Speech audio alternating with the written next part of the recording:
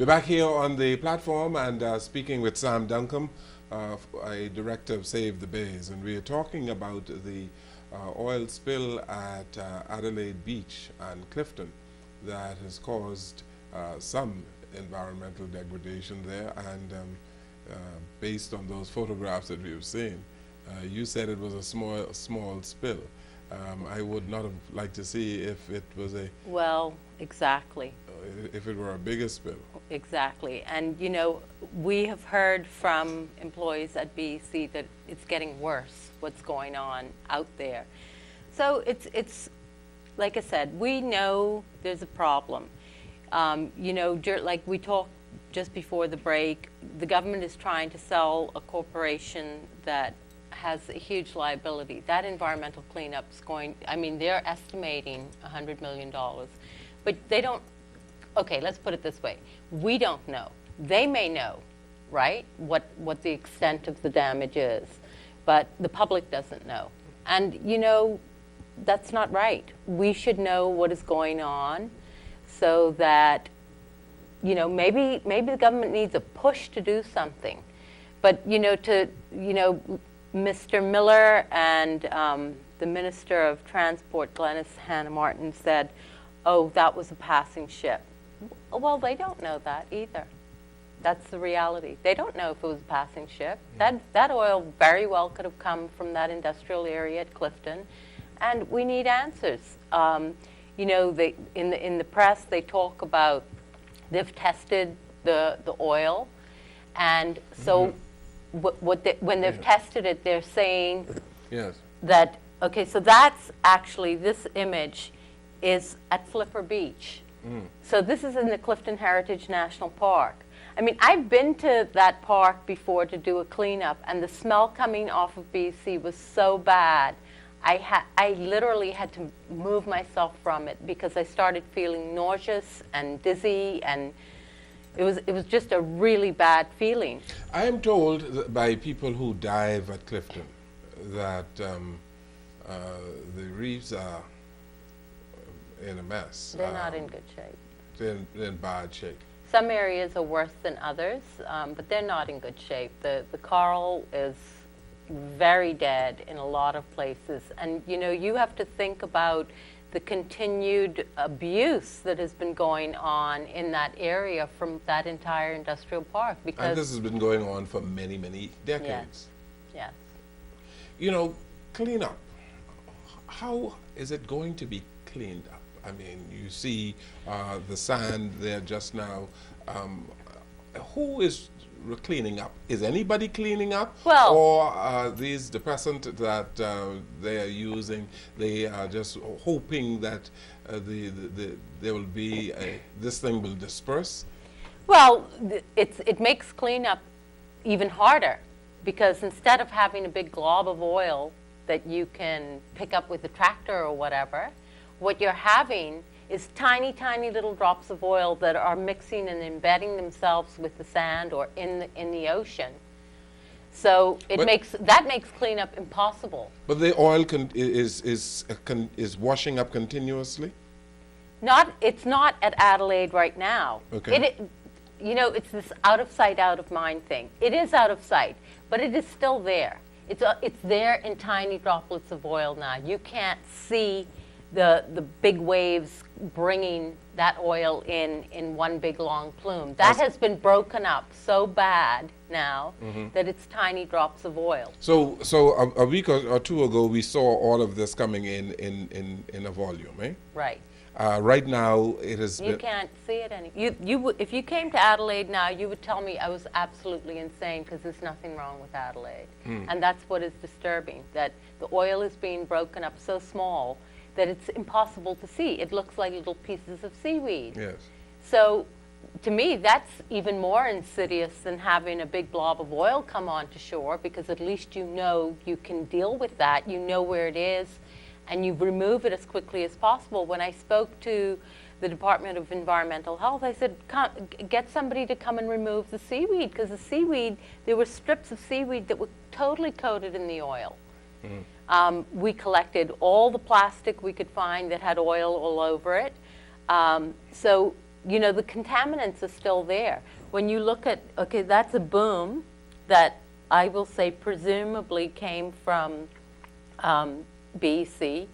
And, you know, in And 2000, so they place this boom in the water. right, and that's supposed to contain the oil. Yes. Right? And that's when they put the soaking pads in so that the pads can soak up the oil, right? And then it's easier to get the oil out of the water. They just fish out those pads. But you know, Clifton is right next to the tongue of the ocean. We get some wild waves out there sometimes. So all you need to have is a spate of bad weather with the winds coming from the west or the south to rip those booms out of place, and then the oil, the pads, the booms, everything goes flying. Has there been any effort at all to clean up Clifton? Not just now, I mean, ever. You've been staying out there for many years. Have you ever seen any concerted effort on the part of any agency of the government or any company in civil society to do anything? Okay, I have seen people throwing those pads into the water, which is really a Band-Aids on cancer kind of approach, but at least it's doing something. And I've also seen 2 pits that are probably 10 by 10 that have been dug into the cliffs at Clifton, and there's oil in those in both those pits. And I've been told that they're trying to pump that oil out. Now, where they're pumping it out to, where it originally came from, nobody knows, but limestone is porous. So when you have oil or any liquid sitting in limestone, eventually it's going to find little ways to get out. And there's a very good chance that that is what's been going on for a long time. And it's just not acceptable. I mean, you know, we should be doing better. You know, we're affecting health here. We're affecting our economy because, as you know, we pride ourselves when we send out our advertising to the world, having these beautiful, pristine, stunning images of our country. And then, yet, the island where the most of us live is very polluted. I mean, we can look at the water every day and say, oh, it's beautiful, oh, it's cleaner than New York Harbor or whatever the harbor it is. You can say all of that, but the reality is, I'm sure it's very toxic. Now, Sam Duncombe, we have appreciated what is happening in terms of the oil spilling and other environmental degradation going out there. We need to bring in fuel. Yes. Somewhere. BC needs to bring in its bunker C somewhere. Yes. It is suggested that the best place right now is Clifton. Well, right now, the best place is Clifton because it's already there. Right. But what needs to happen is the offloading has to be monitored. I mean, there's just another article that I read where the Clifton was sending diesel to Blue Hills, and nobody on the Blue Hill side told the Clifton side that the tank was full, and it spilled for half an hour. That's land contamination. For half an hour from Clifton to Blue Hills.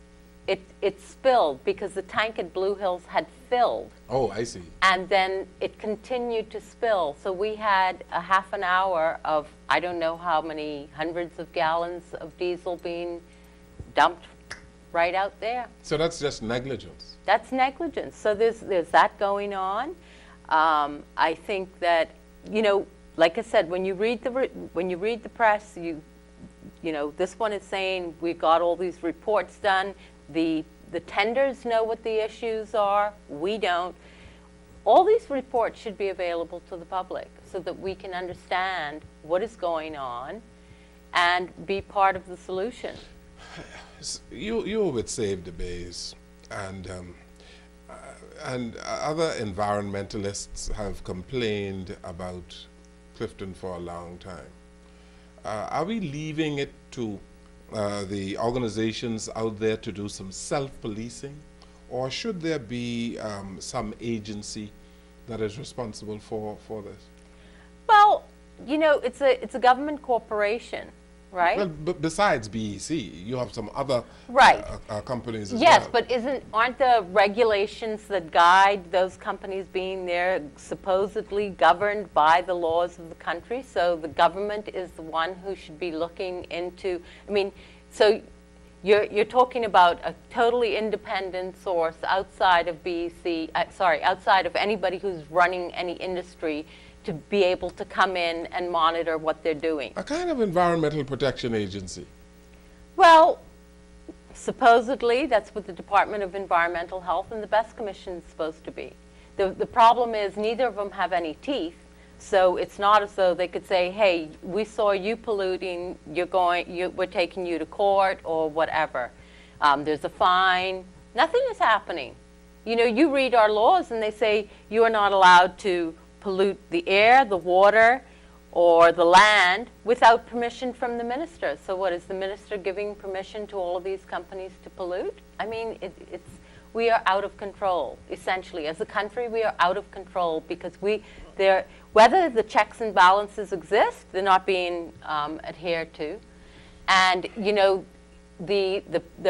the government responded to the Adelaide oil spill, they said that people from the Best Commission had come to Adelaide. You mean to tell me you had people from the Best Commission come to Adelaide and they did not look for the people who reported the oil spill? Like you said, where was the connect? There was none. So there's a disconnect. Right now it's many weeks or 3 weeks. This is the second week. Second week after this spill, we still do not know who is responsible for this. We don't know the type of oil it is. No. And no one is saying anything. Well, and this has been going on obviously for a long time. Yeah. Now, around those installations at Clifton, I am pretty certain, well, I've been told that under the seabed there's a whole lot of cleaning up to be done. Yeah. That's what I've heard as well. And I'm assuming this is part of the $100 million cleanup bill they're talking about. Remember a couple of months ago they started talking about putting up a seawall to stop the oil from getting into the sea? Well, and they said they had tenders for that, or they were getting tenders for that, and within a few months they would start doing something about it. That was in September of last year. That's been a year ago. These problems aren't going to go away. These problems are going to be here to stay unless we do something about it. We have pollution going on an ongoing basis, whether they are tankers that are plying through the waters of the Bahamas, whether they are pleasure craft going through the waters of the Bahamas, or some mail boat or the other. Our waters are continually polluted. You would say? I would agree with you. Okay. And I think that, there needs to be some individual responsibility taken by all boat owners, big and small, not to do as little polluting as possible. And it's this, I think, this attitude that we live in a beautiful country and we can't damage it, but we are damaging it, and we're damaging the economic base of our country, which is tourism, like it or not, right? Yeah. Tourism is still our #1 industry. You talked about we still have to import bunker C and diesel. How it has been since 2006 or 2007, where the government started talking about bringing in tenders to do solar, tidal, wind, whatever. So the first round went through. We were told they were shortlisted to 6 or something. Did we ever find out who those 6 were? Why weren't we given an option to look at those tenders to see what we thought was better? Why, in a country that has 315 days of sunshine, 9 average hours of sun a day, why are we still burning fossil fuels? We got the biggest fossil fuel right up there in the sky, and that ain't going away anytime soon. That's true. And it's free as a bird. You know, apart from the initial setup, $185 million generator is not exactly cheap. So apart from the initial setup, right? Solar will pay for itself in no time at all. A solar water heater will pay for itself in a year. Yes. All I'm saying is, you know, when you go to these meetings, some of which I haven't been to for over 10 years because the government doesn't invite me to any more meetings. I wonder why that is. But anyway, you know, they talk about when you're looking at the country and the place it's at, you look for the low-hanging fruit, right? And the low-hanging fruit in this country is the sun. And, you know, heating your water with the sun. You can save about $2,000 a year by heating your water with the sun. Why do we continue? I mean, it's like a no-brainer. And we're still talking about, you know, and I'm not saying that today we can stop using fossil fuels, but I am saying we haven't even begun the transition. And it's insane because we've been talking about this publicly in terms of trying to get other companies to do not alternative energy, renewable energy, because alternative energy brings in the LNGs and all that, and I'm really still not for that. But what I'm saying You're is... still not for LNG? LNG will be better than what we have going on at Clifton. I agree with you, but you know what? AES had their opportunity when they first came here, because that's the first thing I asked them, and they told me no. They were not interested in outfitting Clifton as a LNG facility. Like, we don't even have any negotiators here. You know what I mean? Like, I think to myself, like, when these big bad boys are coming in and sitting down with the government, like, who's the negotiator for us? Because they're doing a really bad job. But LNG will be much better than what we have going on now. Yeah, but you know what? But Here's the problem but Sam, with LNG. you against LNG, you know. You have to make up your mind. You know what? Like I said, I told them from how many years ago was that? More than 10. Let's make Clifton LNG, and then we can talk about the environmental issues of putting your regasification plant at Ocean Key and all that. They did not want any part of it. This is what I'm saying, is that we have no negotiators. We have, like, AES was going to come in and basically make $1.2 billion in the first year of operation after they opened their plant, and we were going to get $25 million. You know, my math ain't so good, but I know there's a lot more zeros behind the billion than the million. And we just don't have anybody in government, in my opinion, that is negotiating from a place of strength. You want to be here? These are our terms of you coming here. It doesn't happen. Now, going to LNG is going backwards again. We need to start making some serious inroads into renewable energy so that we are not held at ransom by LNG companies selling us natural gas or fossil fuel companies selling us crude oil. We should not be in, that's what But there's the a tremendous we're in. cost with renewable energy. Tremendous cost. And you know, I mean, even if you are going to solarize your home, you're talking let me about tell you a why startup it's so cost that is expensive. extremely expensive. Let me tell you. So what do you think about solarizing BEC? Let me explain. I'm not necessarily saying solarizing BEC. What I'm saying is that I recognize that we will have to use fossil fuels in the near future, yes, and the foreseeable future. But we're not making any inroads at all in the renewable energy market. The PV cells that go on the roof to produce power, the price has fallen by 75%. So these things are changing. The more they're in demand, the lower the price goes. You have China going crazy making solar, right? So these prices are going to come down. And like I said, without actually seeing those tenders that said, hey, we want to provide 30% of your power by solar, separate and apart from BEC. They sell BEC the power. Where are those tenders? Yes. How come we're not seeing them? So there should be a strategic plan. Yes. Moving forward for for energy production in the country. Yes, we paid the IDB we got a grant. They need to learn that word, the IDB, because a grant does not mean you pay it back. Right. Okay? I'm but sure, that's not the I'm definition. sure when they gave you the grant, they didn't expect you to pay it back. Oh, well, anyhow, we paid $500,000 for a report on renewable energy. So that was at least 4 or 5 years ago.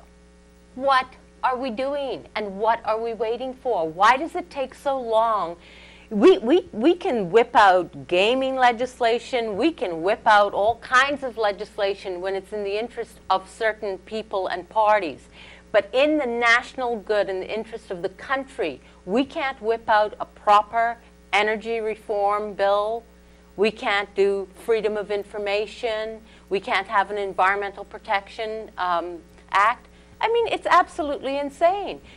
You know, these nothing issues are taking priority over major national issues that will help all of us. Especially when the cost of electricity is continuing to rise. Well, exactly. Yes. I mean, I have a friend in Canada who sells energy.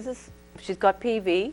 And the other reason why solar, if you wanted to solarize your house, why it's so expensive, is because of the ridiculous law that BEC now has that does not allow you to tie back into the grid. Into the grid, yes. So you have to go spend another couple $1,000s for batteries. Whereas what you really should be concerned about is getting the panels and sticking them on your roof and running the power back into BEC, and they pay you for the power you don't use. And then they sell the power back to people who need it. That's the way it works. It's happening all over the world. And we have more sun than the places like Germany and Canada that are doing it just fine. So the real cost in terms of solarizing your home or whatever, your business, really has to do with the batteries. It has to do with the fact that that raises the cost dramatically. Yes. To be able to store the energy so that you can use it after the sun goes down. So that's why net metering is so important, and I don't understand why it's taking so long. Sam, let's take another break here. Okay. This is The Platform, and we're speaking today with Sam Duncombe. We'll come right back.